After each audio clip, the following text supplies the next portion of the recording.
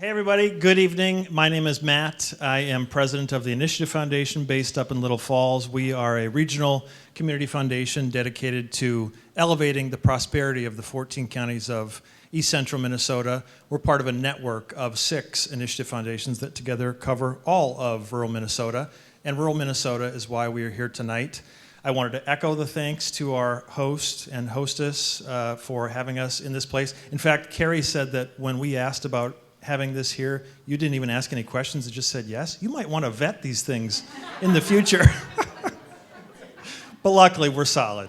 So thank you, and thank you all for being here. You know, there aren't that many venues these days where we can have a conversation, exchange ideas, and just learn from each other and be inspired without having to fall into one camp or another. We're all just here to learn from each other about both the challenges and the opportunities of starting a business in rural Minnesota. In addition, this is part of a series that we're doing together in partnership with 2 of the other initiative foundations, Northland and Southern Minnesota Initiative Foundation, on the topics of healthcare, on the topic of workforce. So presenting this with them, as well as Compeer Financial, our presenting sponsor, we're so grateful to, as well as the Mayo Clinic Health System. So this fits right in line with what we try to do at the Initiative Foundation with assisting small businesses in rural Minnesota. There are so many advantages, but sometimes it's hard. Mateo and Aaron launched this successful business and Flower with horrible timing, right when a pandemic happened that nobody could have seen. And yet they've weathered that and thrived, and we're all here tonight. I only wish we were sitting down for entrees because it's so good. But we're here for conversation, and we're going to be led tonight in that conversation by none other than Kerri Miller. We've been doing all this planning just over Zoom, and I hadn't met Kerri before. And so tonight when I saw her, she said, "Oh, it feels like I know you already." And I was like, "You feel like you know me? I listen to you on the radio every morning. I feel like I know you." So without further ado, over to Kerri Miller. Thanks so much. Thank you, Matt. Thank you. All right, there's going to be a little repetition there because Matt stole my thunder and my introduction. So, I'm Kerri Miller. Welcome to a Rural Voice Town Hall. It's part of a series of town halls where we're going to talk about how to live and thrive in rural Minnesota. Thanks to our presenting sponsor, Compeer Financial, for helping us make this happen. Tonight we're on College Avenue in St. Joseph, Minnesota at a spiffy New Orleans-style restaurant and event space called Crew. The location is not coincidental. We are here for a purpose. Entrepreneurs Mateo Mackbee and Aaron Lucas came to a small community in Stearns County a few years ago and asked, what if? Now I know there is so much more to the story. They were pursued, and we're going to hear a little bit more about that in the evening. The restaurant and the bakery are thriving, pandemic or no pandemic. This is a conversation about how to inspire more entrepreneurs to say, what if? What if I could make my dream come true? What if somebody got inspired by my idea? What if this could be our new life? So that's really what we're talking about. I know some of you have done that. I want to hear your experience. Some of you are thinking about that. I want to hear about your questions and some of the challenges that are coming up. Some of you ran a business and it all went well, and now you've retired and you've got experience to share. Some of you have been doing this, as Kevin has, for how many years, Kevin? 37, and who's counting, years to do this. So this is a room full of such valuable experience, and I'm glad that I'm here to listen. So first, a little game of word association. I'm going to throw out some words, and I want you to finish the sentence. The best entrepreneurs are? Resilient. Okay, great. Kirsten? Flexible. Creative. Wow, you guys are good. Innovative. Humble. You guys are humble. We're going to talk about that. Dedicated. Adaptive. Excellent. Confident. Confident. You sound confident. Innovative. All right, good. Here's the second one. I want to be just like alpha entrepreneur Elon Musk. No. I saw it written all over your face. No, because. I want to make an impact. Wow. Because. I'm my own woman. Wow. And you didn't want to talk. You are great. Because.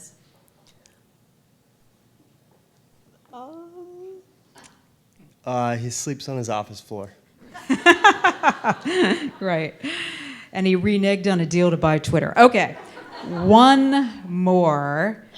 And I want you all to drop the Minnesota humility, but you kind of have, so no big deal, and brag a little bit about it. This is what it takes to be a successful Minnesota entrepreneur. Brian. Grit. Grit. Mark. Energy. All right, good. Jay. Oh, I'd say relationships. Good. Tom. Perseverance. Excellent. Okay, stick to it. Doug. Open-minded. Open-minded. Good. Hard work. Fearlessness. All right. And Endurance. wow. You guys, yeah, you can just tell you know what this combination of qualities and determination. This is excellent. All right. So, Matteo, I want to hear a little bit from you first. Where did I know you started a restaurant in a different town, but what I really want to know is about the genesis story of where did it begin to say, we can do this, this is what it's going to take to put it together. And then we'll talk about how you got lured to St. Joseph. It started watching the waste and the environments that I worked in the city, and just wanted something better. I wanted to grow food. That's why we're here. We actually came out this way to grow food first. Restaurants were not in our realm. The restaurants were going to be back in the city. We're going to grow food and move it on its cycle, kind of back and forth. And then we had the opportunity to open up Model Citizen in New London, which was nothing that we were thinking about. And from that opportunity, we knew what kind of food we wanted to do. And so we set out to just kind of do it there as a test. So the rural part of this came in because you wanted to grow the food you were going to eventually serve. When you realized that it wasn't just going to be growing food, but you were going to create a business and a restaurant, what kinds of, I guess, challenges initially kind of came to mind? Like, we're going to have to overcome this, and we may have to deal with this. What did that look like? Financing. Our style of food required some ingredients that weren't available out here. Also, the challenge of we've never designed a kitchen before. How it was going to flow and function. We've worked in kitchens already, and so we had to kind of rely on those experiences to try to create something that worked for us. Logistics of being in a more outdoor space where there's elements that like to come into your kitchen. I'm intrigued. What does that mean? Flies and bugs and things that are a little more abundant out here than they necessarily are in the city, or they like to come inside and hang out a lot. So some of those things, and then also, I had studied a little bit of business, but had never really written a particular business plan that a bank could look at and say yes or no. And so we rudimentarily put something together and got a few no's before we got with St. Cloud Business Development Center, and Bernie helped us craft our ideas into a proper business plan, and found a particular banker who was super excited about what we were doing and what we had to offer, and it kind of started to roll from there. Okay, I want to talk about banking and financing for sure in this conversation, but I'd love to hear from someone else who had an idea, thought, there's a world beyond the cities. I want to put my business out there, but here's what I face. Here are some of the challenges. Anybody else who has, Kevin, I'm coming to you because you've got a lot of experience here with this. When you started Forest Mushrooms, and what is that, by the way? It's a mushroom cultivation and distribution business, and we specifically do specialty mushrooms, so not the white Wonder Bread mushrooms, but every other kind. So you're out here because you needed space to grow the mushrooms? I am actually a native. I grew up about 2 miles north of where my farm is now, so So you were always going to be in rural Minnesota? I believe so, yeah. What you told me earlier was that when you started to think about getting the capital, it was a struggle. What happened? I started very small with some experiments in the basement, actually, and fortunately, my wife was encouraging me to go ahead with it because she didn't want to hear me grow up wishing I'd done something that I hadn't thrown my hat in the ring and tried. And we took out a contract for deed on a 20-acre piece of land right near St. John's. So that was risky in itself, but we didn't need any bank backing for that. We had the house for equity. And Wait. You mortgaged your house? yeah, we did. We mortgaged her house. I don't think we were married yet. I see. So I think you ended up getting a small stake from, I think you told me 5,000 initially? Yeah, we had some success initially growing the mushrooms, and then we had some crop failures. We also knew we needed to automate the procedure of making compost and growing the mushrooms. I knew that there was an upcoming conference over in Germany and a trade show, and I went to the Initiative Fund, and they loaned us $5,000 to fly to Germany and find the machinery that we needed. And we came back and put together a business plan, also with the help of the Small Business Development Center and SCORE, the Senior Corps of Retired Executives. That's something, you're bringing up something that I want to focus on, and we might as well get to it now, which is the challenge of getting a stake and getting investment. Matt, I know that's something that you're trying to solve, but I'm going to come over here to Barry because you've worked with small businesses for a long time in the area, right?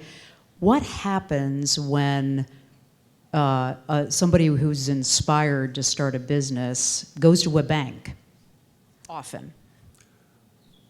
Well, usually they go to the bank and say they want to start a business, and they come to me and they go, I was just at the bank and I want to start a restaurant, or I want to do this, or I want to do that, and the banker's on board because they heard what they thought they were going to hear.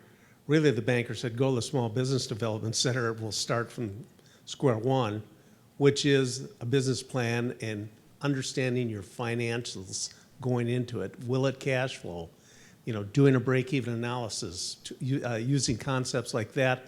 And we work on getting the client bank ready. The bankers do not want to hear that as soon as I get my first restaurant done, I'm going to franchise. I go, don't say that. I go, you need to prove you can run the first one successfully before you think about that. So you are prepping them for those conversations with the bank. Tell me your organization again. It's a Small Business Development Center. It's a nationwide organization. We're funded primarily by the Small Business Administration. Minnesota, we have 9 regional centers, and most of them are hosted by institutions of higher learning. And our center, the one that I manage, has been always hosted by St. Cloud State University. Go Huskies! Not to be down on bankers. Do we have any bankers here who give out? No, you're a banker? Okay. Banks say, Mark, you're a banker? I'll be back there in just a minute. Banks say no a lot, don't they? And here's why I believe that. I had some interesting series of reports that came out from Brookings said that they found that one of the key obstacles for small business entrepreneurs was getting money from banks, that it is a high percentage of banks that will say no. So, Joe, with who? I'm with the Minnesota Business Finance Corporation. Do banks too often say no? And then we'll talk about what we're doing about that. Well, it's a matter of perspective. So I'm a lender, but I'm not a banker. So I specifically work with the SBA 504 program, which is a partnership program with banks. So when a borrower comes to us for financing, we say, well, you first have to get it approved by the bank. And if the bank approves it, they can come to us and we'll participate in that request and finance up to 40%. So we see, most of the deals that we do are already approved by the bank, and if that's the case, we will most likely approve it on our end as well and process it through the SBA system. Do you think banks could be, more imaginative, more innovative when it comes to small business entrepreneurs? I think there's always an opportunity there, but you really have to take a deeper dive and ask a lot of questions and understand, with startup businesses in particular, it's one thing to have projections.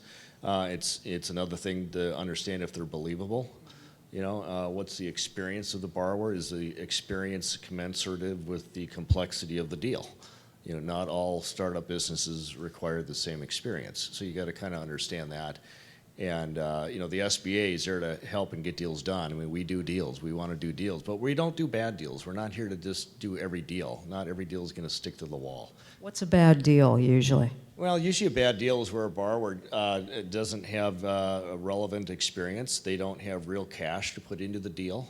We're not out there to finance 100% of a project. And they might have personal credit issues or criminal offense issues that maybe they forgot to tell us about. I see. All right. I'm going back here to Mark with Compeer, right, Mark? And you're a banker, and tell me a little bit about your experience. So no one is in the business of doing bad loans. Right.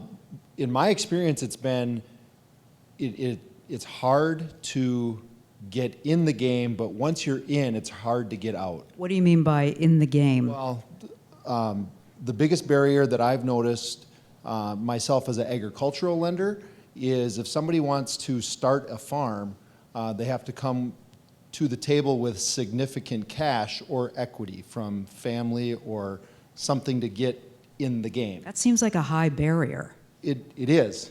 And so when we're talking about barriers to entry in rural America, that is, in my mind, from my desk, is the number one barrier. And there's tools to overcome that, but it takes an incredible amount of effort and personal and financial investment from the business owner. What would be the biggest, if you could kind of wave a wand and say, I'm going to change this tomorrow, for people that want to start a farm who don't have huge amounts of startup capital, what would make the biggest difference? Everyone is passionate about so they've got this vision of this farm. And a lot of times it is bigger than what the first step needs to be. So sometimes it is having 160 acres and 30 cows calving, which is not a whole lot, but before you move on to feeding out 2,000 steers a year. I mean, there's I know exactly what you're talking about here. you need to start small and show that you can do it, because myself as a lender, I have thresholds that I can do for beginning farmers and for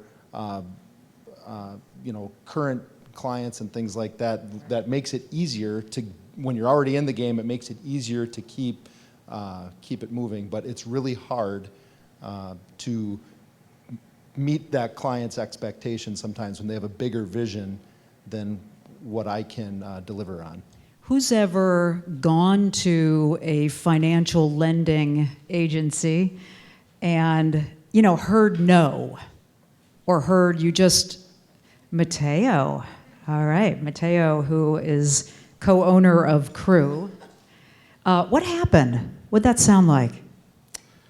It was a little disappointing because there was someone that we were directed to go and see and that they could help us.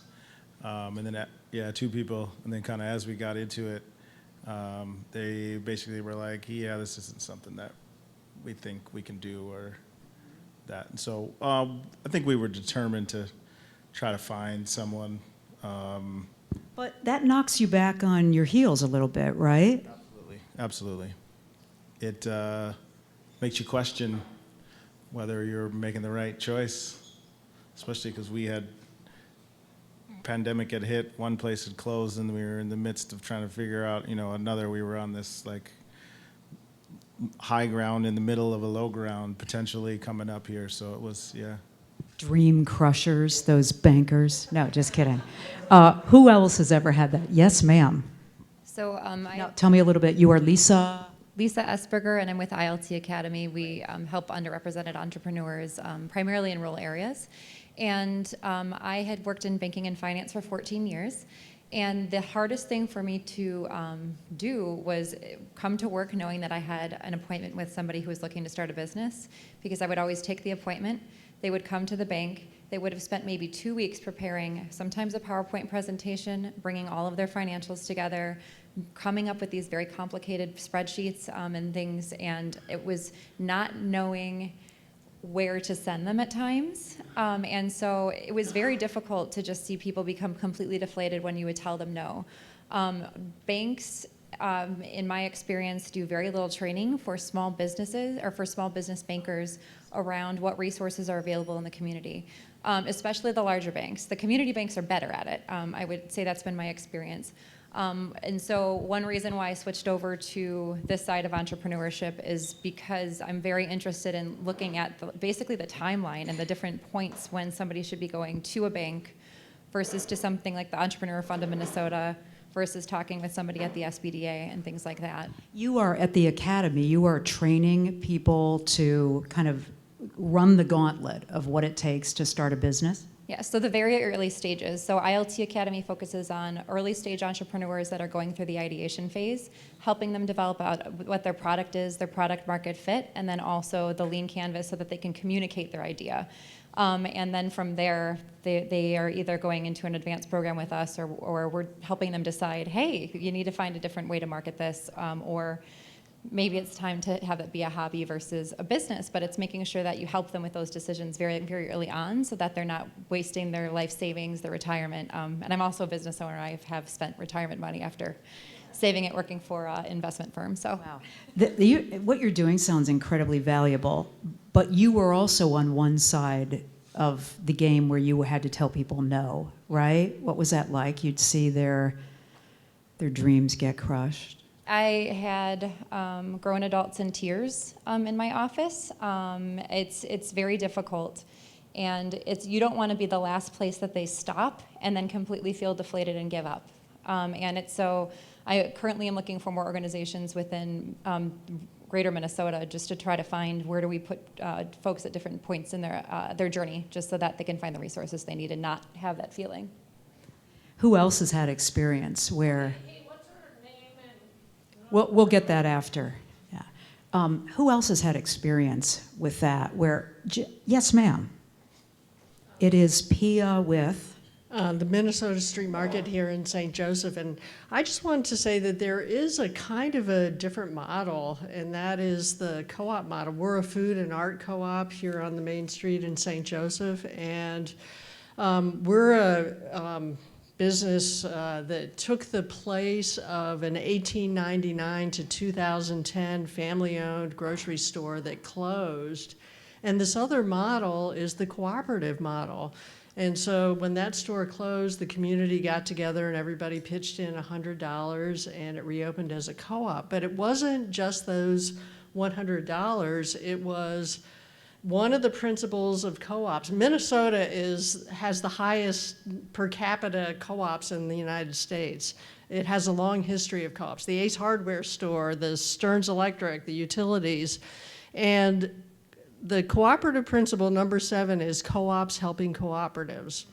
So you would think, this is not a business that would be viable if you went to a bank, but co-ops helped. So the financing came from Stearns Electric, which is a co-op, and they are not even our electricity provider. It's Xcel Energy. What, they just gave you money for this? No, but they are willing. They are willing to make loans. And as Lisa said, community banks are better.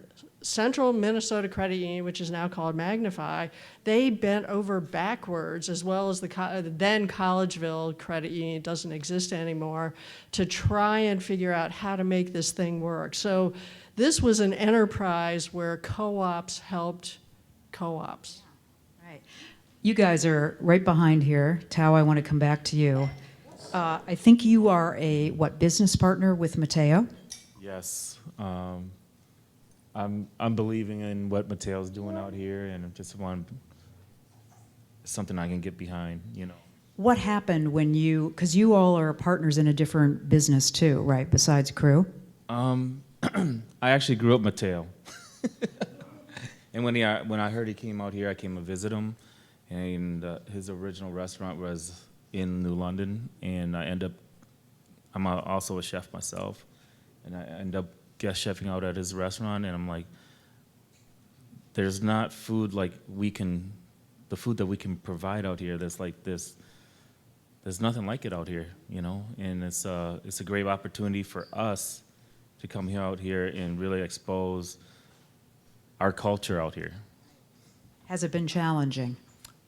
Not in my experience. It's I think people really embraced it out here. Unexpectedly or expectedly? Unexpectedly to me. Tell me why. I don't know. It's just this is not where I usually spend my time. I'm from the cities, you know. And yet here you are. Here I am. Right.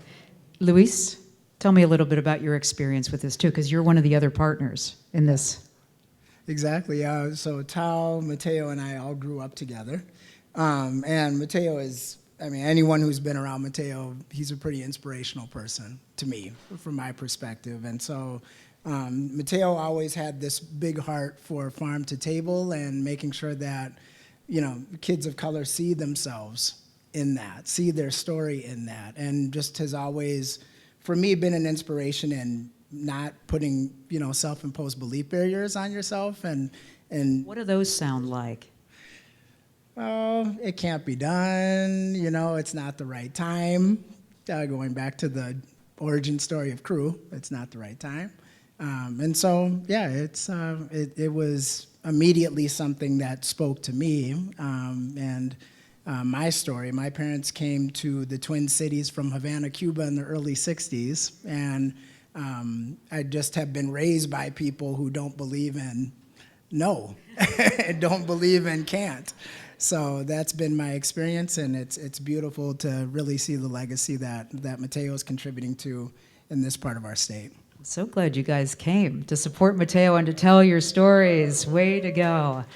All right, Matt, I want to come back to you as if you'll reintroduce yourself here to talk about kind of how you are solving what we've just been discussing, which is that where do I get the investment? I have this big dream. I've got a little bit of money. I can mortgage my house like Kevin did. Then where do I go from that? So tell me a little bit about how you guys are solving that. Yeah, so again, I'm Matt Verlek. I'm president at the Initiative Foundation. And I would say we're not solving, but we are part of a sort of a tapestry or an ecosystem of organizations that are trying to assist. And we do that in a number of ways. And to speak up for the bankers certainly want to do good deals that involve success on the part of the entrepreneurs, but just in some cases the policies maybe don't allow for the banker to go as far as they would like. And so that's one of the ways that we can come in, and we serve at the Initiative Foundation as a little bank, as a gap lender, where we do deals in partnership with banks. So maybe the bank does 75% of the deal, and if the owner can't come up with the 25%, we might do much of the 25% so that the owner has to bring less cash to the table, and then businesses are expanding or starting that wouldn't otherwise do so. We also heard about how when you're at the startup stage, you can go to ILT and get great training. You can go to Barry and the SBDC and get great training and other help with the financials. And then we also offer something that's complementary to that as well. It's called Enterprise Academy, and that is for folks that face some barrier to pursuing their entrepreneurial dreams.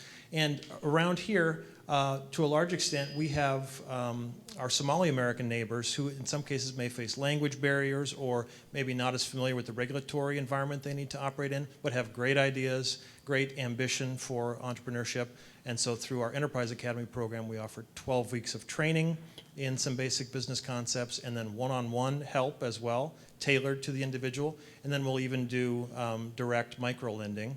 And our hope is that after we do some micro-lending and those businesses have success and grow, then they move on to the banks and we're not even needed anymore. Great. Thank you. What are some of the other barriers? Because Matt just mentioned that besides financing, there are other barriers to entrepreneurism. Let me come back here. Is it Sherry? Stacy, tell me a little bit about your business and what you encountered when you were starting it. The name of your business is? I have 3 small businesses, but I would say I was fortunate enough to be able to self-fund, so I didn't have to have the barriers about financing that we talked about, but still just learning. I had been in the corporate world for 20 years, so still going out on your own for the first time, trying to figure out your business plan. Is the business going to cash flow? What is my marketing plan going to look like? Everything. So just kind of trying to figure out every moving piece and part that needs to be figured out to start a new business. How long have you been in running these 3 different businesses? About 3.5 years now. What do you think you know now that you didn't know then, that you kind of wished you'd known then?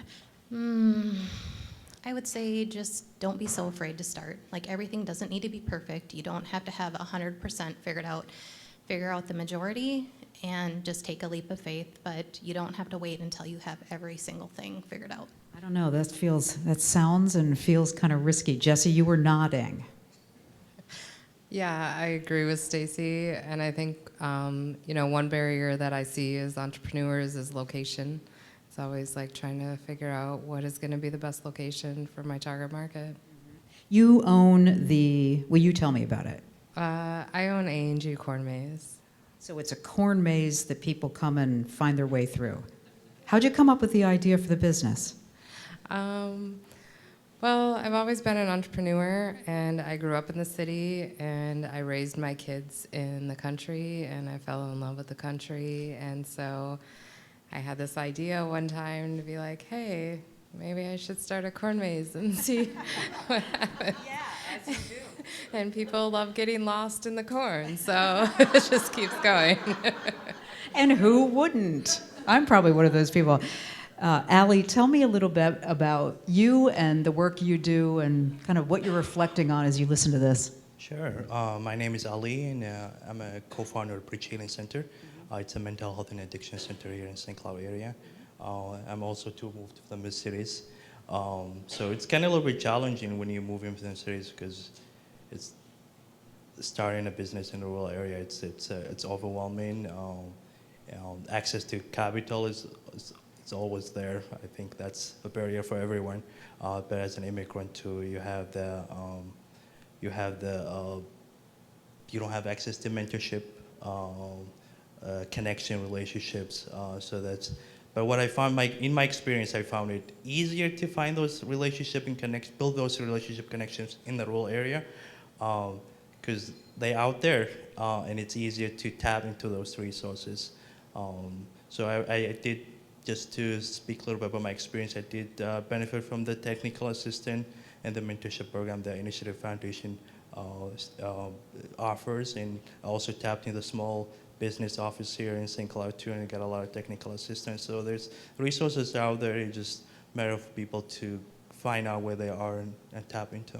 I mean, do you think it feels riskier to start the kind of business that you started out here? I mean, you didn't grow up in this area, or did you? Did you know this area? No. Okay. So does it feel riskier to come to a place in a community that you aren't, innately familiar with, and then say, not only am I going to live there, but I'm going to trust that the community will respond when I start a business? Does that feel riskier than it would in the cities? It's terrifying. It's terrifying, and convincing your wife to move along with you, that's even harder as well too. But we did see a need here, and I thought about it. It's an impact. It's something that we could touch other people's life and make an impact. And if it works, it works. If it doesn't, I wouldn't regret it later. So your wife was a little like, are you kidding me? What'd she say when you brought this up? Well, we have families in the cities, and we have jobs, and we're doing well, and so why rock the boat? We don't have family here, and we have to start over, and starting a business on top of that, it's taxing. But I'm glad she took the leap of faith with me and came over. So. Is she here tonight? No, she's taking care of her 4-year-old. Okay. Yeah. I just wanted to hear the story from her point of view, too. I bet it sounds a little different. Okay, how long has it been since you opened the business? We opened it in June this year. Okay. You are brand new. Okay, what is it? You said it was terrifying to imagine it and start doing it. How's it feel now? We're taking it day by day, and it's getting easier and easier. I think as long as you survive and keep at it every day, I think it's getting easier and easier. Plus, you are offering a service that's really, really important. 100%. It's really needed. We serving underserved population, especially with the opioid crisis here in the area. But there's a lot of stigma in just educating folks that the service is available, and just reducing that stigma too. So just offering the service, it's not good enough if you're not reducing those barriers and meeting people where they are. I'm really glad you came tonight. Thank you. I wanted to talk about mentorship. Did anybody here, well, maybe I'll ask it this way at first. What do you know now that you wish you'd known at the beginning that a mentor might have been able to share with you? Is there anybody who will share that with me? Let's see, that just means I'm going to walk up to you if nobody... Yes? Kyle, you have a story about that? Great. Our audio guy wants to speak. All right, yay. Good.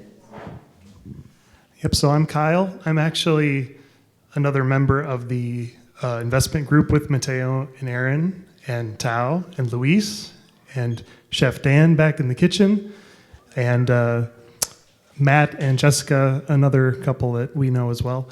To add to the point, I think the mentorship thing that is most valuable is there's a lot of business that's skewed toward people who have been in the corporate world for a long time and have accumulated a lot of capital and then have shifted to a business.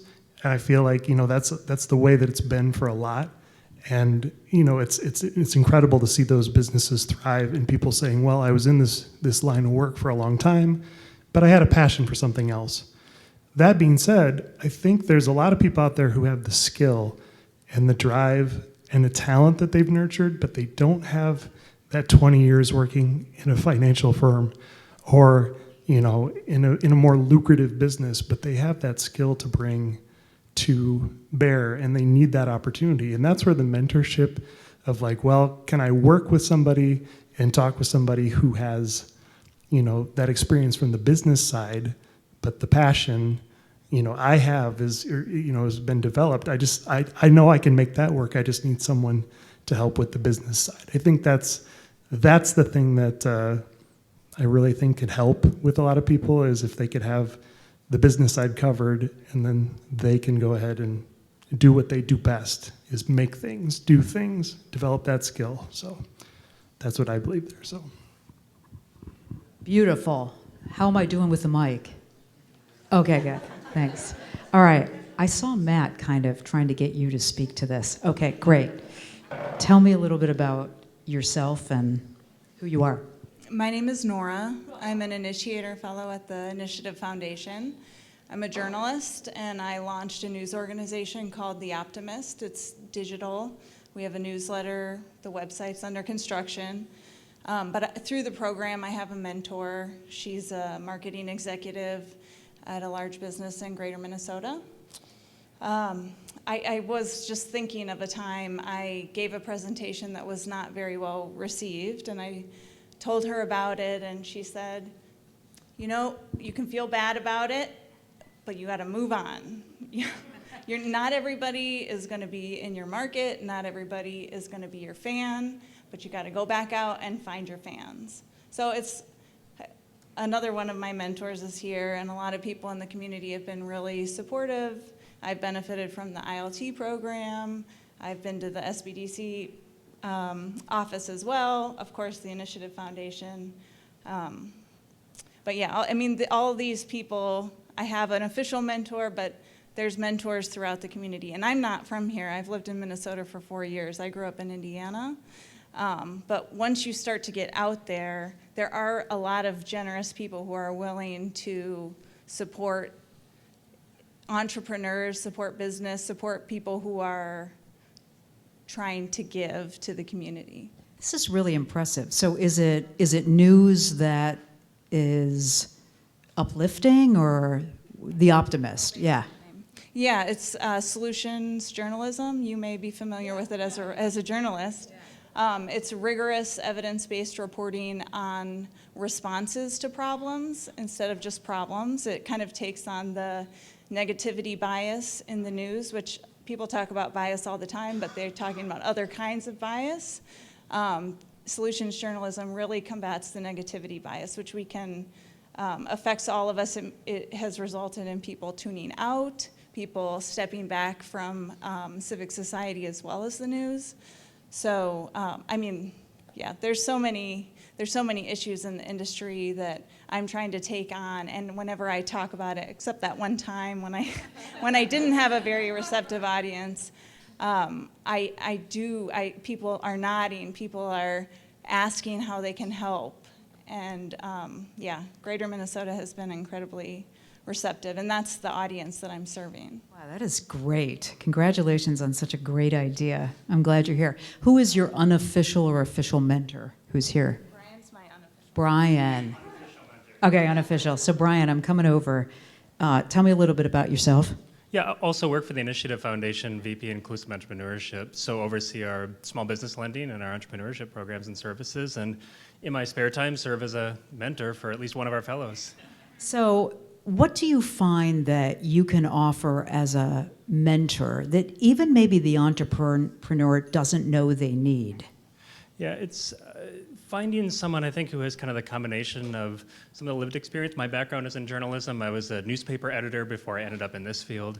And then somebody with the outside perspective. I think somebody who has sort of a rich, immersed experience of the region and has the context of what the entrepreneur is trying to do, but also has a step or two of remove to try and see that the chessboard that they're working with on a higher level and kind of support them as they're making their moves and really kind of moving towards success.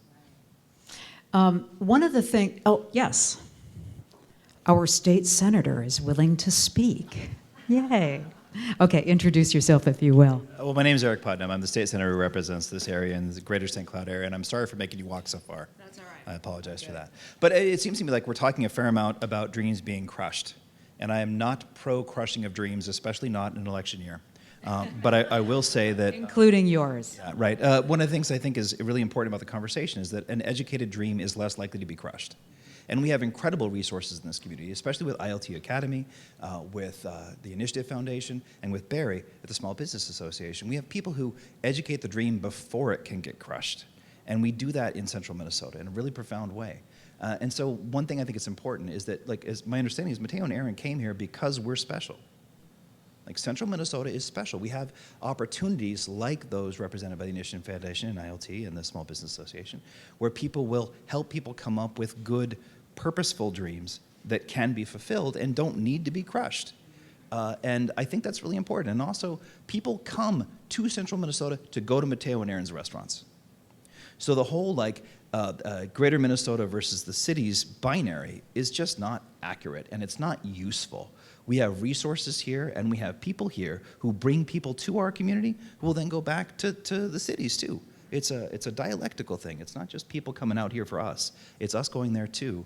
And I think it's really important that we realize the tremendous resources of central Minnesota, the tremendous talent in central Minnesota, the organizations who stand up for entrepreneurs in central Minnesota, and also the entrepreneurs who do that work too.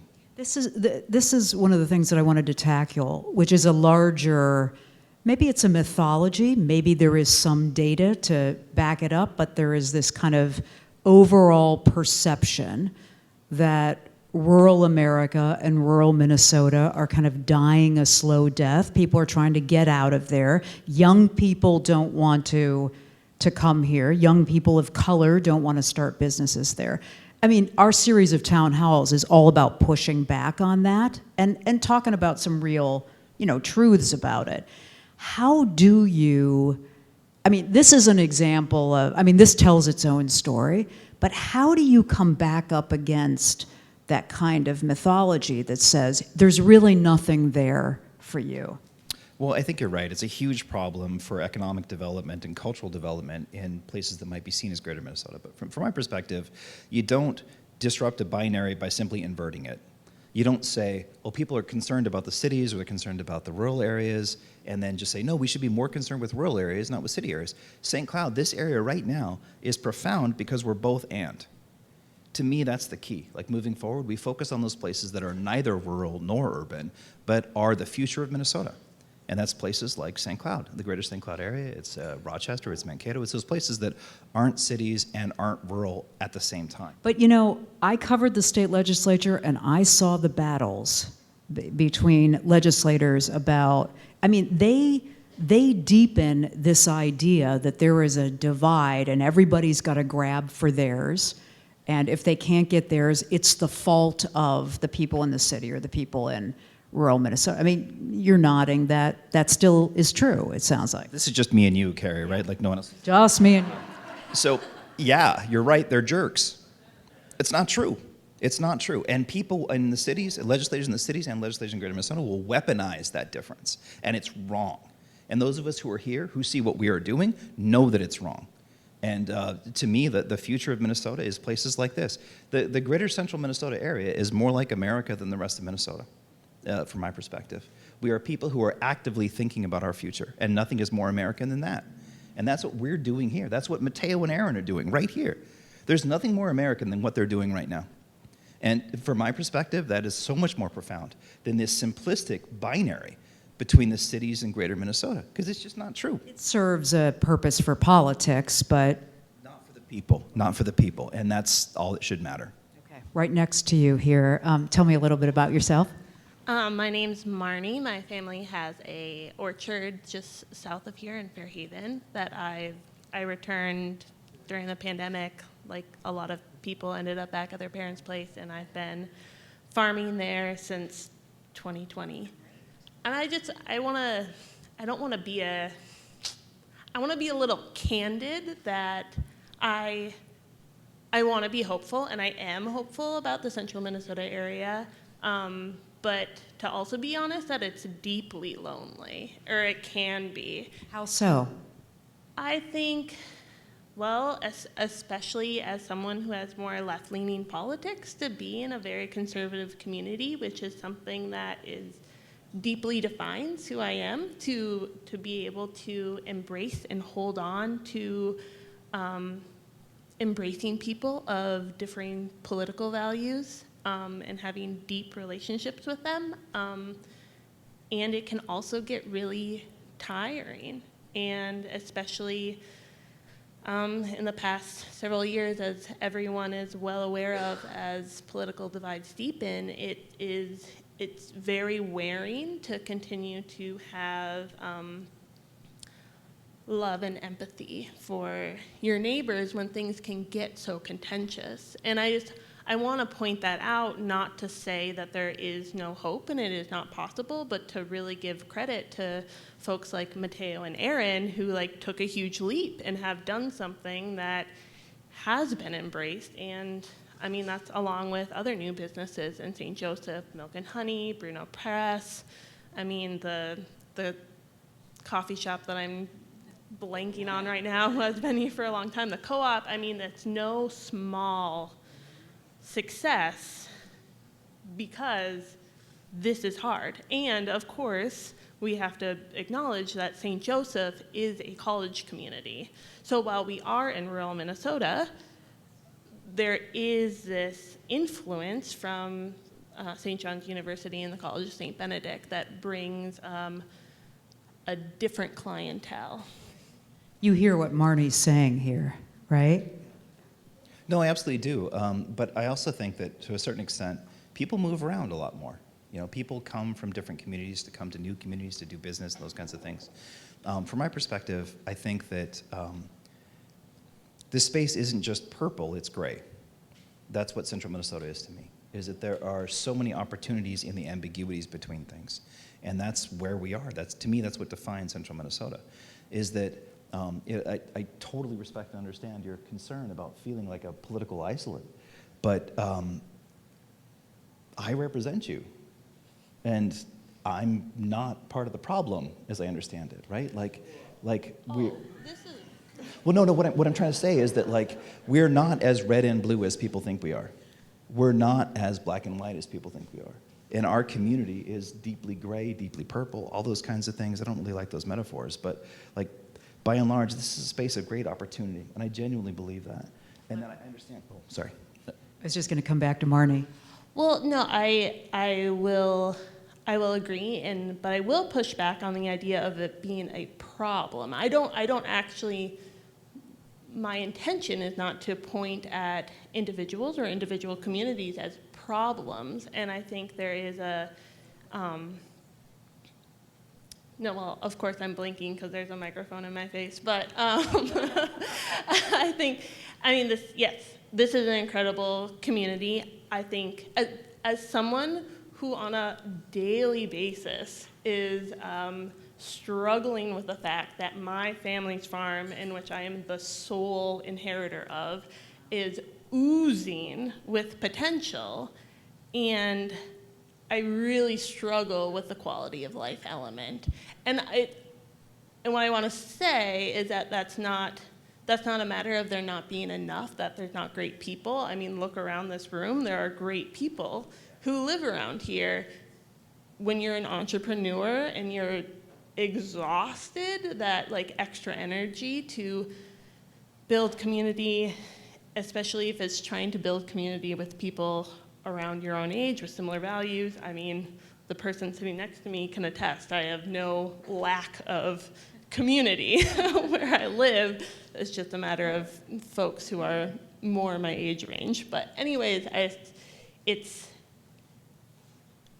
not a matter of trying to take down where we are, and there is so much to tap into in central Minnesota. I completely agree. I've also had the experience many times of trying to convince people to come here to to ideally farm with me, and I just want to honor that challenge exists at the same time that there is great potential, and hold on to the two conflicting ideas that this place is great and it is challenging. Glad you came tonight, Marnie. Is there anybody? Yes. Aaron? No. Yes. Who should I talk to? Mary? Here I am. Tell me a little bit about your. Oh, Bruno Press. Yeah. Thanks, Barry. Okay. Okay. You know where you go? All right. Tiny person. Okay. What do you want me to? Tell me a little bit about your business. And Barry says you understand this idea that it can be lonely, challenging. Yeah, thanks again, Barry. No, he knows. I go way back with Barry, but I have my business is called Bruno Press. I have a letterpress print shop here in town that I inherited from my father when he passed away in 2003. And when I moved back from the big city, which I always assumed I was a big city gal, here I am. I had no idea how to run a business. Some would argue I still don't. But meeting with Barry and trying to figure out how to and be a creative too. I think sometimes it's harder. I mean, this is my own chip on my shoulder, but to be a creative entrepreneur, I think a lot of times, and again, this is what I see and how I react to things. I think it's harder to quantify. It's not a needed thing. It's art. It's fluff. It's whatever. But being in St. Joe, I think I've struggled with it for a long time, and then finally embraced it. I think that I've been surrounded by young entrepreneurs that are doing cool things. I've also realized it's Stearns County, and it can feel like I'm by myself. But I think, actually Aaron and I just hosted a cool event a couple weeks ago that reinvigorated my faith in Stearns County. I think. Was it flagging a bit? Was it flagging? Was your faith flagging a bit in Stearns County? Absolutely. And I think that I would have also felt like Marnie, that, very feeling alone sometimes. And we had this event that was, trying to be a fundraiser, and I think I was absolutely blown away, as I think Aaron would agree.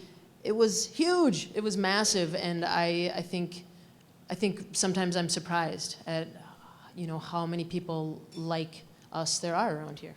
I just want to ask you about something you said, which is to be a creative entrepreneur, sometimes you feel that that's dismissed as fluff and unnecessary. I mean, is there something, do you think, about rural Minnesota that, I don't know, contributes to that? Or you don't have as many of kind of your kindred spirits around you to support it? What is that, do you think? I think it would be both. I think that I've actually, for 16 years, been a business that has supported myself and beyond. So somebody's supporting it, this community has been incredible. But still, it's the people that come into my shop and see what it is, and I've been teaching interns from local colleges for 12 years. There's things happening in there, but I think there's still a contingent of people that think I'm just playing and hanging out and painting mailboxes and coloring or scrapbooking. Not that there's anything wrong with that, but I'm actually doing things, and sometimes I feel like and it is a small contingent, but that I'm constantly defending that, no, it's real. I swear to God, it's real, but most people get it, a lot of people don't. And I think that's part of why I'm always trying to get people into my shop, because nobody knows what letterpress printing is, unless you're a letterpress printer. Okay, so the name of the shop is Bruno Press. All right, it's a little commercial for it right here. Aaron, I want to ask you about whether when you were moving out beyond the cities and you were telling your friends and colleagues about this, what did people say? Tell me.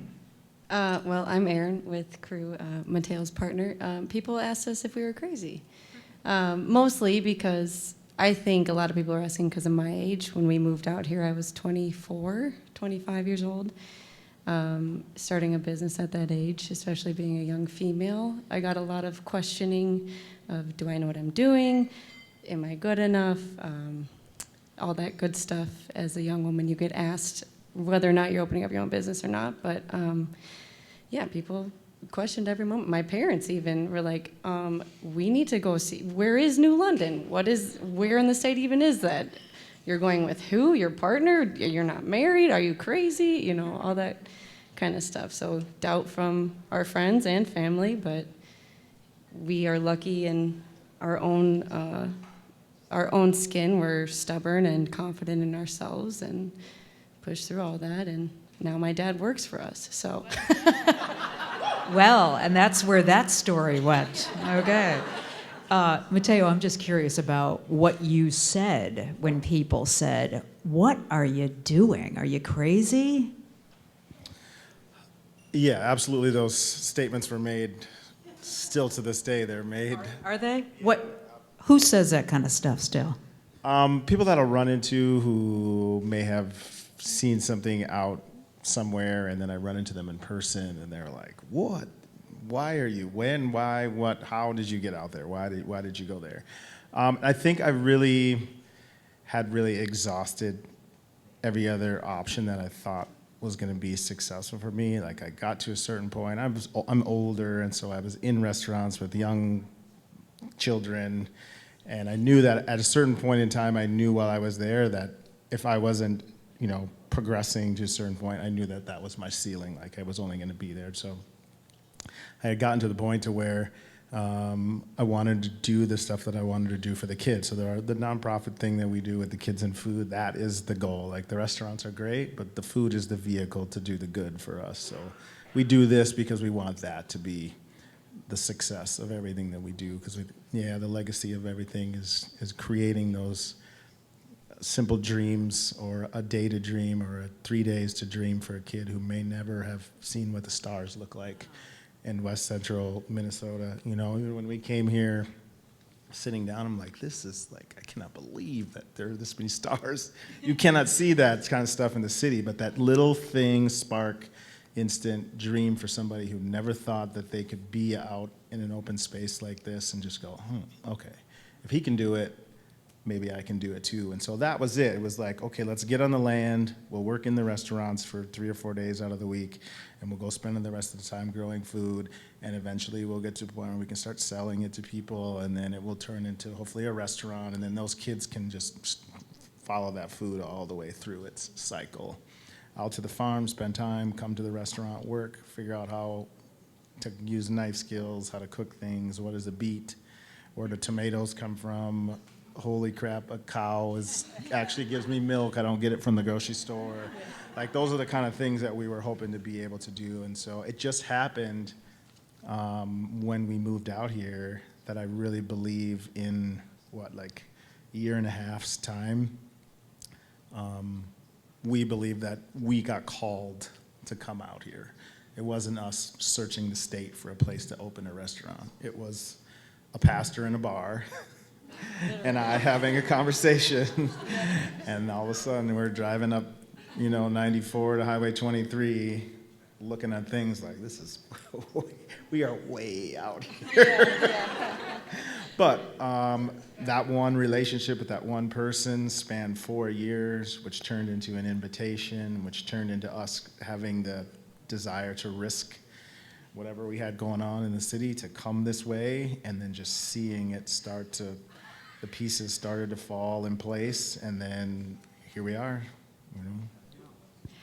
Matt, I want to come back over to you, though, and ask you about, it is interesting that we've spoken to a couple of young women who they inherited their business, they're out here trying to make a go of it, sounds like they're doing well, but that they are candid about how lonely this can be. I'm sure this is something you think about when you're not shelling out money or making loans. You're thinking about, how do I support them emotionally, right? Yeah, I mean, I think probably sorry, I won't grab No, go right ahead. You trained me earlier not to. I think entrepreneurship in general is probably a lonely endeavor to a large extent for everyone. And then depending on what your lived experience is, you may face additional barriers, including potentially loneliness, but many others as well. And so that's why I am loving hearing all this conversation tonight, so that everyone is reminded you are not alone, and there are people who are swinging away every day trying to make it work, and there are also people and organizations that want to support you and bring to bear what resources they have. We've talked about several tonight, and one that we haven't mentioned but is also represented here is the Greater St. Cloud Development Corporation. They're a great force for unifying some of the economic efforts in the Greater St. Cloud area. We have folks from Little Falls behind me as well, and running a bike shop and thinking about giving kids opportunities. I see kids at your shop all the time who are excited to be rolling down the street if they've learned how to ride a bike. So, there's plenty that would happen maybe sort of on its own, but then some of these organizations you've heard about tonight are here to fill in the gaps, and together it just makes for a more prosperous place that more people want to live and raise their families. We've been going about an hour. Yes, Nikki, coming over there. I want to hear from some of you on things that I have not asked about, things that we really need to hear from. All right. Sure. Karen. Yes. So I am Karen. I work at Compeer Financial here locally in Wade Park. Just 20 minutes on Compeer. We are one of the 3 government-sponsored entities, or GSEs, supported by the government. So Fannie Mae, Farmer Mac, and Farm Credit.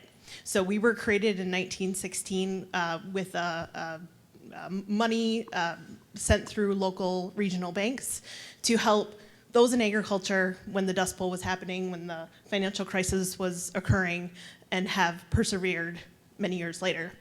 I just want to let the people in this room know that we see you and we hear you, and we acknowledge you. Being a longtime Stearns County resident who was able to leave this area and 20 years later come back, our lives are richer because of people like you in this room.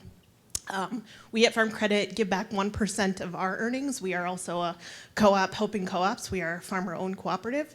And it's important enough for us to see businesses like yours thrive because of the diversity, because of the excitement that it brings to a rural area. We have found recently that community colleges, technical colleges are kind of this deep, dark hole of needing funding, and nobody's helping them with these trade jobs, with these careers that leave people in a local area to be able to have the skills to be an entrepreneur, start their own businesses, be self-sufficient. We've started up 2 meat cutting programs into local co-op areas, or two community colleges, because it's a lost art, right? People aren't there, putting up their hands saying, I have somebody to take on this business. So just know that we see you, we hear you, and we understand that our rural areas are better because you're here. In the last 9 months, our larger leadership group I've been a part of, just having conversations about what is the future of rural America. It is our job to support rural America, so how do we continue to evolve and change? And that doesn't look like the Stearns County I lived in as a child, that my parents grew up in. It is changing. We see you, we hear you, and we're here to support you. You're doing good stuff. Wow, Karen, thank you so much. Okay, just a couple minutes left. Some things that I haven't brought up. Sir, let me come back here. Okay, I'm sorry, I see you now. You are? I'm Rick Schultz, the mayor of St. Joseph. Mayor, glad you came. What do you want to add? Well, I want to say that I've lived here for 38 or 39 years, and we've seen the transformation. Kelly Beaniak is the same thing, Corey. There's probably other here in St. Joseph that have seen the same thing. There's no community that I'm aware of that is so enriched with believing in small business. And we embrace it. We want to continue it. I'm the biggest cheerleader there is in central Minnesota for St. Joseph. I want to say I'm not sure that we're rural as much as this is a rural voice. We're suburban, we're kind of rural, we're on the outer edge of St. Cloud. We have the best benefit of being our own entity with greater metropolitan areas close by.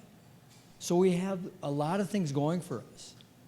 And so we embrace, Mateo did a great thing. Everybody here has done a great thing. I could talk to Bad Habit, Aaron, and Jason, and Bella Cucina, and Mary Bruno, and all the businesses in here have really invested in themselves in this community. And so we believe in ourselves. We invest in ourselves, and we support ourselves.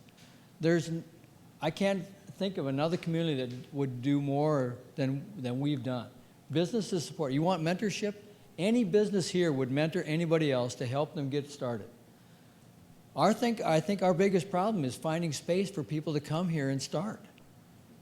And at the same time, the city is really open to any kind of, if you talk to the city, we would help you start anytime you want. We would bend over backwards to get a new business here. Right now we just don't have the space. We don't have buildings. We don't have shovel-ready lots. We don't have the space. But man, if you have an idea, come to us, come to me. We'll make it happen. I mean, we really will. Wow. Sorry, I don't mean to. I apologize. No, this is great. Joe's, That's actually all right. We are here, man. This is it. All right. I think that's a great place to end. We can keep the conversation going informally. No, that's perfect. I have to tell you, when we thought about this, we didn't know who was going to show up. To be able to listen to your experiences and benefit from what you've been through. I said I wanted to hear hopes and dreams, and I did. So thank you all very much for coming and sharing your experience. Little applause for yourselves, if you will.